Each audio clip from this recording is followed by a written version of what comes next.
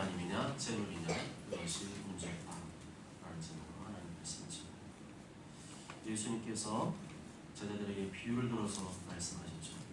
뭔가 어려운 것을 설명하실 때에는 눈에 보이는 실제적인 상황이나 환경을 묘사해서 비유로 말씀을 해주셨습니다. 오늘 예수님께서 제자들에게 들려주신 비유는 무엇이죠? 불의한 청지기에 관한 비유입니다. 불의하다는 말은 영어로 unrighteousness, 의롭지 않다, 옳지 않다 그런 뜻을 가지고 있습니다.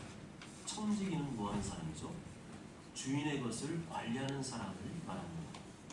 오늘 이 불의한 청지기의 비유는 신학자들도 해석하기 어려운 또 의견이 분분한 그런 해석이 나오는 비유 중에 하나입니다. 그렇지만 본문의 말씀을 꼼꼼히 차근차근 하나하나 씹어먹으면 그 핵심이 무엇인지 알 수가 있고 또한 그것을 알게 되면 우리의 신앙에 큰 유익이 될 줄로 믿습니다. 한 부자가 있었습니다. 이 부자에게는 자신의 많은 재물을 믿고 맡길 수 있는 좋은 청지기가 있었습니다. 그런데 어느 날부터인가 이 청지기의 마음속에 흑심이 들어갔습니다. 욕심이 들어갔습니다.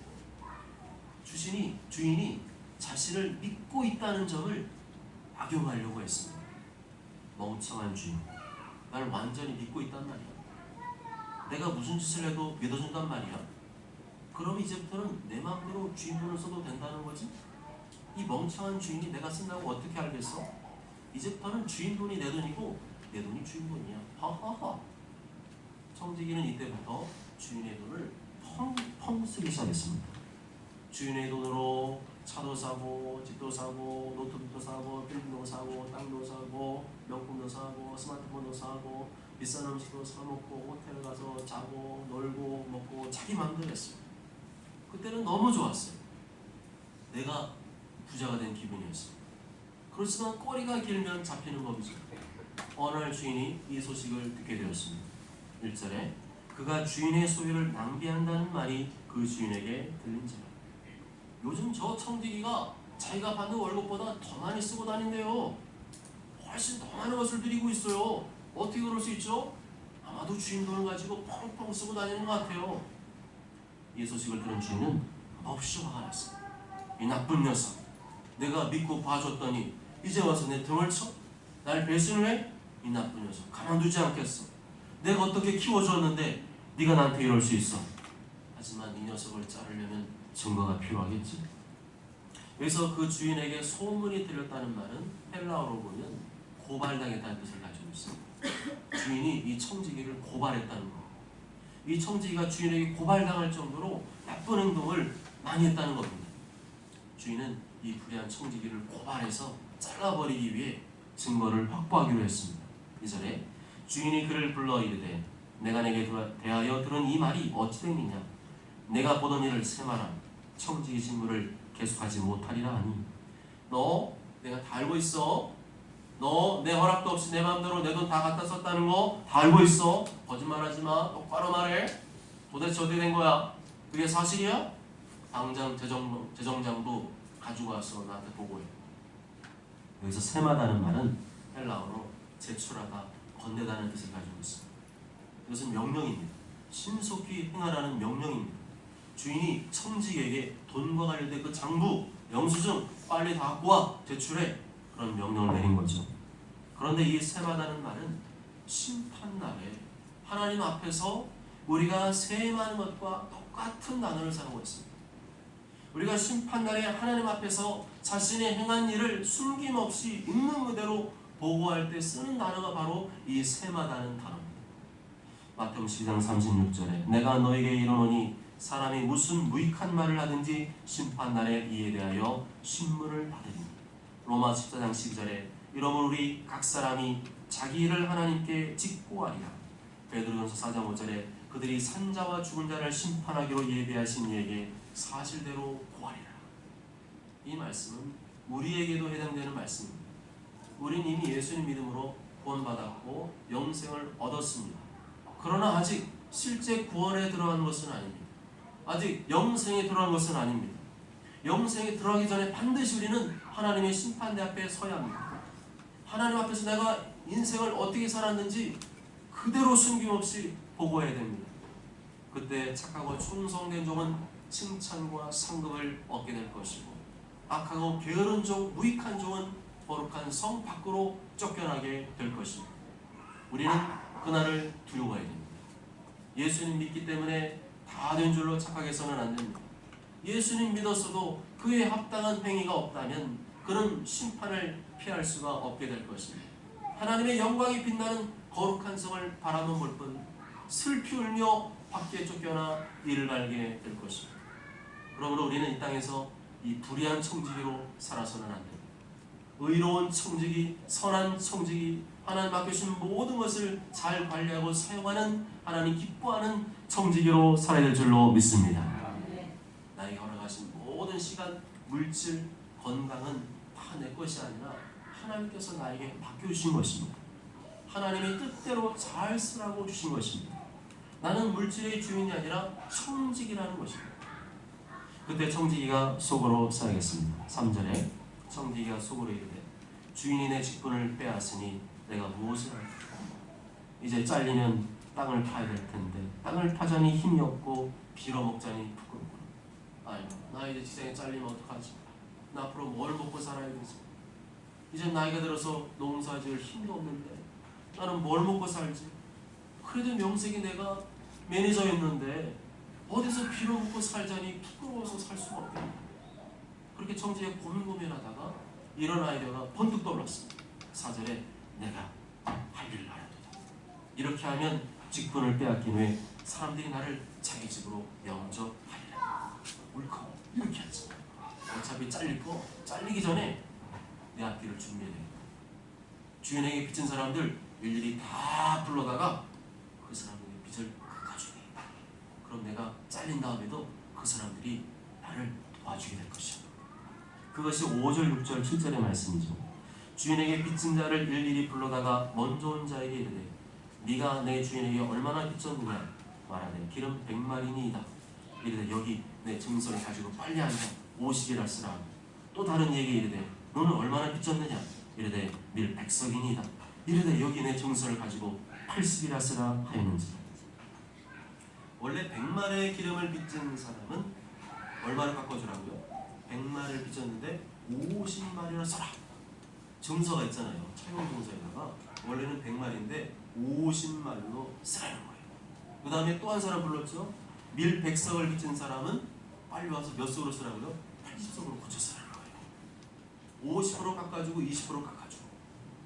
이 말이란 단어는 헬라어는 바트를 말합니다.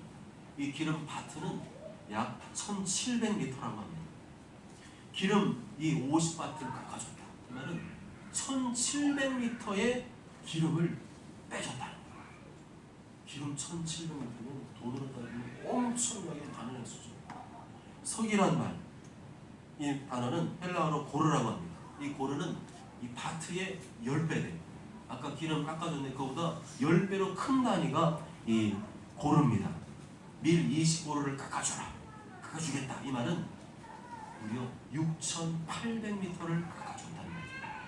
아주 많은 양을 청지기가 주인에게 허락 안 받고 자기 잘린 다음에 자기 앞길을 준비하기 위해서 자기만대로 막 선식을 베풀었다는 거예요. 물론 이것은 도덕적으로 윤리적으로는 잘못된 일이죠. 주인에게 또다시 손해를 입히는 악한 일입니다. 또다시 주인을 화나게 하는 일입니다. 그렇지만 지금 예수님 말씀하려고 하는 핵심은 그 도덕적인 부분을 떼놓고 도덕적인 윤리적인 부분을 떼놓고 이 청지가 뭘 잘했느냐? 자기 앞날을 준비한 거. 이거 잘했다는 거예요. 그렇게 사람들의 빚을 깎아주니까 사람들이 어떻게 해요? 자기가 잘린 다음에도 생각해 주는 거죠. 저 사람 나 힘들 때 도와주었는데 깎아주었는데 참 저 사람 도와줘야지. 이렇게 된다는 거죠. 또한 이 지경이 되면요. 주인도 빼도 박도 못하는 상황이 됩니다. 어쨌거나 주인이 청지기한테 모든 걸 다 위임했거든요. 그러니까 이 매니저가 이 청지기가 다 그걸 깎아서 증서 써주면은 이 주인 도장 찍어서 주는 거기 때문에 똑같은 법적 효력이 발생하는 겁니다. 그래서 만약에 깎아준 빚을 갖다가 주인이 알고서 아 무효야, 그거 없던 일이야, 다시 돌려줘 이러면 그냥 법적으로 이제는 안 통해요. 이미 다 증서는 나갔습니다. 그리고 그때는 사람들이 아 그 주인은 좋은 주인이라고 주인이라고 막 어릴 때 깎아주고 참 좋은 주인이라면서 막 사람들이 좋아했는데 이제 와서 다 되더라 그러면요, 사람들이 주인을 막 욕을 막 태박아주라는 거죠. 깎아줄 때는 이제 와서 또 토해내라 그러고, 이 나쁜 주인이네. 사람들이 이런다는 거죠. 그러니까 주인의 입장에서는요, 이러지도 못하고 저러지도 못하고 기가 찰 노릇이죠.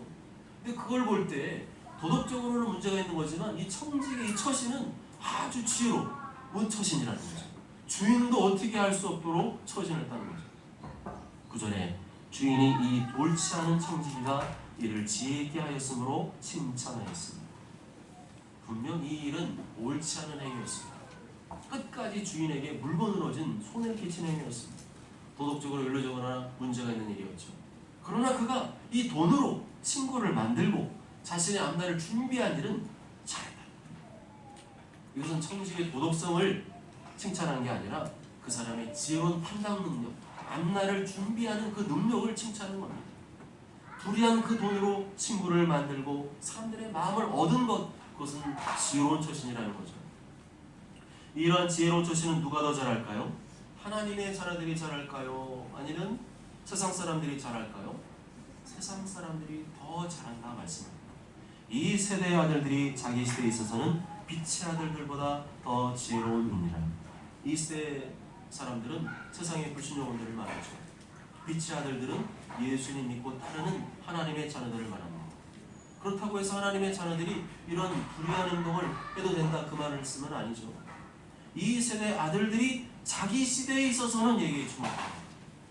이 불신 영혼들이 자기 시대에 있어서는 자기가 이 땅에 살아있을 동안에는 그렇게 지혜롭게 처신한다는 거죠. 이 땅에서 영원한 천국이 없는 사람, 천국에 소망 없는 사람은 이 땅에서 잘 먹고 잘 살면 되는 거잖아요. 죽을 때까지 앞날을 잘 대비하고 죽을 때까지 부족함 살면은 그게 그 사람들의 잘 사는 거잖아요. 그렇게 하기 위해서 세상 사람들이 어떻게 한다는 거예요? 불법이라도 저질러, 편법이라도 저질러서 지혜롭게 자신의 미래를 준비한다는 거예요. 그런 거를 잘한다는 거죠. 그것을 따라 보고하라는 것이 아니고 자신의 앞날을 대비하고 준비하는 그러한 지혜로운 모습은 칭찬해 줄 만하다는 것입니다. 9절 말씀 다 함께 읽어볼까요? 시작. 내가 너에게 말하니 불의의 재물로 친구를 사귀라. 그리하면 그 재물이 없어질 때 그들이 너희를 영주할 처소로 영접하리라. 아멘. 그래서 재물은 재물인데 불의한 재물이라고 말씀하죠. 재물 자체는 악하지도 않고 선하지도 않습니다. 근데 이 재물이 어떻게 돌아가는 걸 봤더니 불의하게 돌아가더라는 거죠. 사람들이 돈 벌기 위해서 항상 정직하게 하지 않는다는 거예요. 불법을 동원하고 편법을 동원하는 경우가 많기 때문에 불의한 재물이라는 거죠. 그리고 한번 모은 재물이 주님의 뜻대로 쓰여지느냐? 그렇지 않다. 한번 재물이 주머니 속으로 들어오면 그 다음에는 안 나간다는 거예요. 하나님 뜻대로 쓰라고 주신 건데 그걸 안 쓴다는 거예요. 그래서 주님 볼 때는 이 재물은 불의하다. 그러나 주님께서는 이 불의한 재물로 친구를 사귀라 말씀합니다. 이것은 성도들이 예수님께서 안타까워하시는 그 영혼들을 위해 쓰라는 거죠. 그 사람들을 친구로 만들라는 거죠. 불신 영혼들, 가난한 사람들, 하나님께서 쓰기를 원하신 그 사람들에게 돈을 쓸 때, 그리고 돈을 써서 그 사람들을 친구로 만들고 그 친구로 만들 때 그 사람을 주님께로 인도할 수가 있는 겁니다. 이게 바로 뭐라는 거예요? 영원한 처소를 준비하는 일이다 말씀입니다. 여기서 말하는 영주, 뭐라고 했죠? 영주할 처소라고 되어 있죠. 이거는 원어로 보면 영원한 처소를 말합니다. 이렇게 사는 하나님의 자녀가 이 땅에서 뭘 준비한다는 거예요? 영원한 천국을 준비한다는 것입니다. 그렇습니다. 우리는 이 돈은 참 돌고 막 악하게도 쓰이고 뭐 어떻게도 쓰이고 때로는 막 편법으로 막 당신 속이면서 막 끌어모으고 하잖아요. 그러한 돈이지만 비록 그러한 돈이라 할지라도 그 돈을 잘 쓰면 그 돈을 통해서 친구를 만들고 그 영혼들을 주님께로 인도할 수 있는 복된 물질이 될 수 있다는 겁니다.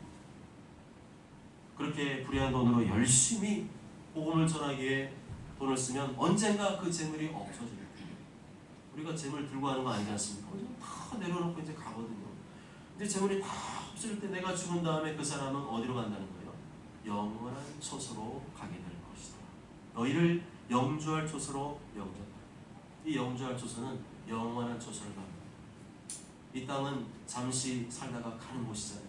그렇지만 우리 하나님 자녀들은 영원히 우리가 거주해야 될 장소가 있거든요. 그게 바로 영원한 천국입니다.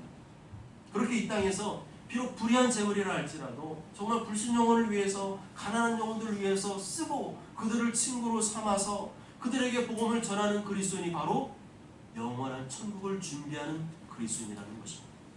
10절부터는 주님께서 들려주시는 이 비유의 말씀에 결론을 내리고 있습니다. 10절 다 함께 읽어보실까요? 시작. 지극히 작은 것에 충성된 자는 큰 것에도 충성되고 지극히 작은 것에 불의한 자는 큰 것에도 불의한다. 아멘. 지극히 작은 것에 충성된 자는 큰 것에도 충성되고 지극히 작은 것에 불의한 자는 큰 것에도 불의하다. 지금까지 우리가 들었던 이 말씀의 흐름으로 볼 때 예수님께서 말씀하신 이 지극히 작은 것은 무엇을 말합니까? 돈을 말합니다. 주님 볼 때 돈은 지극히 작은 거라는 거예요. 돈에 충성된 자는 큰 것에도 충성되고 돈에 불의한 자는 큰 것에도 불의하다는 겁니다. 다시 말하면 돈과 신앙은 직결되어 있다. 돈과 영생은 직결되어 있다는 겁니다. 돈에 대해 충성하지 못하는 사람이 신앙생활을 잘할 리가 없고 또한 돈에 대해 충성하지 못하는 사람이 영생에 들어갈 리가 없다는 거예요. 여러분 마태복음 19장에 나오는 예수님과 부자 청년의 이야기를 잘 알고 계시죠? 어느 날 부자 청년이 예수님을 찾아왔습니다. 예수님, 저는 영생을 사모합니다. 제가 무슨 선한 일을 해야 영생을 얻을 수 있으리까? 그때 예수님께서 나를 믿으면 돼. 그럼 끝이야. 그렇게 안 하시고요. 인간에게 선하다는 표현이 어울리냐? 인간은 선하지 않다. 선한 분은 오직 하나님 한 분 외에는 없다. 네가 그분의 계명을 지켜라. 그러면 네가 영생을 얻게 될 것이다. 이렇게 말씀합니다. 그 계명이 무엇이죠? 10계명을 말하죠. 부자 청년은 그 얘기를 듣고 자신 있게 대답했습니다. 예수님, 제가 이 모든 계명을 지켰사오니 이 모든 걸 지켰사오니 아직도 무엇이 부족합니까? 그래서 예수님께서 뭐라고 하셨어요? 네가 온전하고자 할진대 가서 내 소유를 팔아 가난한 자들에게 주라. 그리하면 하늘에서 보화가 내게 있으리라. 그리고 와서 나를 따르라. 말씀입니다. 이 청년은 돈이 많은 부자였어요. 그리고 관원이라고 했어요. 고위직 공무원이었어요. 어린 나이에 젊은 나이에 출세하고 성공했어요. 그리고 어릴 적부터 하나님도 잘 믿고 계명도 잘 지키는 경건한 사람이었습니다. 누가 봐도 이런 사람한테 씹어내고 싶을 정도로 1등 신랑감이었습니다. 그렇지만 그 사람은 고민했습니다. 분명히 예수님이 말씀한 거예요. 네 소유를 팔아 가난한 자들에게 주어라. 그리고 와서 나를 따르라. 이 말씀에는 복종이 안 돼요. 모든 계명은 다 지켰는데 이 말씀 앞에 무릎이 안 꿇어지는 거죠. 그 청년이 재물이 많음으로 이 말씀을 듣고 근심하며 가니라. 다른 건 다 할 수 있겠는데 그건 못하겠다는 거예요. 다른 것은 다 순종이 되는데 돈은 순종할 수 없다는 거예요. 하나님 말씀대로 내가 살고요. 몸으로도 전신하겠지만 돈은 안 되겠는데요. 그래서 무엇을 말하는 거죠? 이 청년의 주인은 누구라는 거예요? 하나님이 아니라 돈이에요. 하나님이 내 인생의 주인이 아니라 돈이 이 부자 청년의 주인이라는 겁니다. 돈이 내 인생의 주인인 사람에게 너 수유를 팔아서 가난한 자에게 주어라. 그 다음 날 따르라. 이 예수님 말씀이 귀에 들리겠습니까? 복종이 되겠습니까? 복종이 안 되니까 부자 청년이 어떻게 했어요? 예수님을 떠나고 맙니다. 그렇습니다. 우리는 돈을 쓰는 모습을 보면 그 사람의 주인이 누구인지 알 수 있습니다. 나를 위해서만 돈을 쓰는 사람은 그 사람의 주인은 돈이에요. 하나님과 그분의 뜻대로 돈을 쓰는 사람은 그 사람의 주인은 하나님이십니다. 예수님께서는 이렇게 하나님이 내 인생의 주인 된 사람이 들어가는 것이 천국이라 말씀했습니다.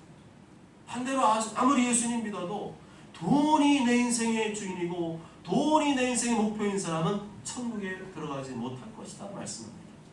내가 진실로 너에게 이르노니 부자는 천국에 들어가기가 어려우니라. 다시 너에게 말하노니 낙타가 바늘기로 들어가는 것이 부자가 하나님 나라에 들어가는 것보다 쉬우니라. 부자가 천국에 들어가는 일은 어렵니다. 부자가 천국에 들어가는 일은 낙타가 그 커다란 낙타가 요 눈꽃만한 바늘길을 통과하는 것보다 더 어려워. 다시 말하면 낙타가 바늘길을 통과하는 게 가능한 일입니까? 불가능합니다. 부자가 천국에 들어가는 일은 불가능하다는 거예요. 그러나 제자들이 어떻게 해요? 몹시 놀라죠. 그러면 누가 구원을 얻습니까? 그때 예수님 뭐라고 하셨어요? 사람으로서는 할 수 없으되 하나님으로서는 할 수 있는 한 가지 방법 알려주셨어요. 그건 뭐냐면 사람은 못한다. 하나님으로서만 할 수 있다는 겁니다. 하나님으로서는 다 할 수 있다. 이 말은 하나님께서 그 부자의 마음을 강권하시면, 그 부자의 마음을 강하게 하시면 가능하다는 거예요. 본래 그 사람은 돈밖에 모르는 사람이고 돈이 내 인생의 주인이고 돈이 인생의 목표인 사람인데 하나님께서 그 마음을 확 붙들어 주시면 그 사람도 자신의 소유를 팔아서 하나님 뜻대로 쓸 수 있는 사람이 될 수 있다는 겁니다. 결국 인간의 힘으로는 안 된다. 사람은 돈에 매여 산다는 거예요. 모든 사람들이 다 그리스도인도 하나님 자녀도 마찬가지고 믿음 좋다는 사람들도 다 사실 보면요 돈에 매여 사는 경우가 너무나 많습니다. 그런데 그걸로는 안 된다. 자기는 안 된다. 나도 마음은 원이잖아요. 나도 하나님 뜻대로 쓰고 싶고 하나님에 살고 싶은데 마음은 원인데 잘 안 된다는 거예요. 그게 인간이고 그게 인간의 본 모습인데 그거를 꺾고 할 수 있는 방법은 뭐냐? 성령님이 충만하게 임하시면 그 사람이 누가 설득하고 꼬셔서가 아니고 성령이 임하시면 생각이 바뀌고 마음 바뀌어서 자기의 소유를 팔아서라도 선교하고 구제하고 교회를 세우고 영혼 살리는 일에 쓰임받는 사람이 될 수 있다는 겁니다. 그리고 그런 사람이 가는 곳이 어디라는 거예요? 천국이라는 거예요. 이렇게 예수님께서는 불의한 재물로 친구를 사귀는 사람이 하나님 나라에 들어가게 될 것이다. 또 마태복음 10장에서도 가난한 자들을 위해 물질을 버리는 자가 하나님 나라에 들어갈 것이다 말씀했습니다. 결국 이것은 무엇을 말해줍니까? 물질과 영생, 돈과 영생은 연결되어 있다는 겁니다. 이 돈, 이 물질이 천국과 연결되어 있다는 겁니다. 물질을 하나님대로 쓰지 않고 이 불의한 청지기처럼 자기 마음대로 쓰는 사람은 천국에 못 들어간다. 근데 선한 청지기, 의로운 청지기처럼 하나님의 뜻대로 물질을 쓰는 사람은 천국에 들어갈 수 있다는 겁니다. 11절과 12절 말씀 다 함께 읽습니다. 시작. 너희가 하나님의 불의한 재물에도 충성하지 아니하면 누가 참된 것으로 너희에게 맡기겠느냐? 너희가 만일 남의 것에 충성하지 아니하면 누가 너의 것을 너희에게 주겠느냐? 아멘. 예수님께서 말씀하시려고 하는 핵심이 뭡니까? 재물에 충성하는 일은요 아주 작은 일이에요. 사람 볼 때는 재물이 엄청 커 보이잖아요. 하나님 볼 때는 재물은 아주 작은 거예요. 이 작은 일, 이 가장 작은 일, 이 일에도 충성하지 못하는 사람에게 누가 참된 것을 맡기겠느냐? 누가 참된 것으로 너에게 맡기겠느냐? 여기서 말하는 참된 것은 무엇을 말할까요? 불의한 재물과 반대되는 것. 불의한 재물과 대조되는 것입니다. 세상의 재물이 아니라 참된 재물, 영원한 재물, 영원한 보화를 말하는 겁니다.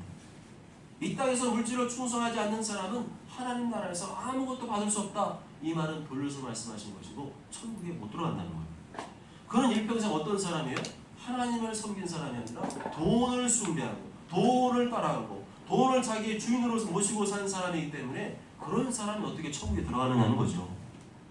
또한 모든 물질은 내 것이 아니라 남의 것이라 말씀합니다. 너희가 만일 남의 것에 충성하지 않으면 네 돈 남의 거라는 거예요. 왜요? 왜 내게 남의 거죠? 여기서 말하는 남이라는 표현을 돌려서 말씀해요. 이게 누구예요? 하나님이라는 거예요. 네 거 아니고 하나님 거라는 거예요. 네가 가지고 있는 재물, 소유, 재산 사실 내가 준 거고 다 내 거라는 거예요. 물질의 주인이신 하나님께서 나에게 물질을 맡겨주셨기 때문에 내 것이 아니라 남의 것, 곧 하나님의 것이라는 거예요. 그러므로 이 불의한 청지기처럼 주인 것을 갖다가 자기 것이냐 마음대로 쓰는 것 그렇게 살지 말고 나는 하나님께 주신 물질을 하나님대로 쓰는 그렇게 관리하는 선한 청지기임을 보여주라는 겁니다. 그리할 때 나에게 주시는 게 있어. 그리할 때 나에게 나의 몫을 주시겠다. 이 땅에서도 여러 배로 받게 하시고 또한 영생도 누리게 하신다는 것입니다. 또 내 이름을 위하여 주님을 위해서 집이나 형제나 자매나 부모나 자식이나 전토를 벌인 자마다 여러 배를 받고 또 영생을 상속하리. 13절은 오늘 말씀의 결론이죠. 13절 다 함께 읽습니다. 시작. 지파인이 두 주인을 섬길 수 없나니 혹 이를 미워하고 저를 사랑하거나 혹 이를 중히 여기고 저를 경히 여길 것이니라. 너희는 하나님과 재물을 겸하여 섬길 수 없느니라. 아멘. 한마디로 말하면 누가 내 인생의 주인이냐는 거죠. 내 인생의 주인이 돈이냐 하나님이냐 분명히 하는 거예요. 둘 다 없다는 거예요. 겸하여 섬길 수 없다. 하나님도 좋고 돈도 좋고 그럴 수 없다는 거예요. 하나님을 택하든지 돈을 택하든지 둘 중에 하나는 겁니다. 하나님을 내 인생의 주인으로 모시고 살 사람은 하나님의 뜻대로 물질을 쓸 수가 있지만, 그래서 이 땅에서 복을 받고 영생도 누리게 되지만, 돈을 내 인생의 주인으로 모시고 내 맘대로 불의한 청지기처럼 돈을 쓰고 사는 사람은 영생에 들어갈 수 없다는 것을 암시합니다. 사랑 여러분, 오늘 말씀은 참 뼈있는 말씀이고 참 듣기 힘든 말씀일 수 있습니다.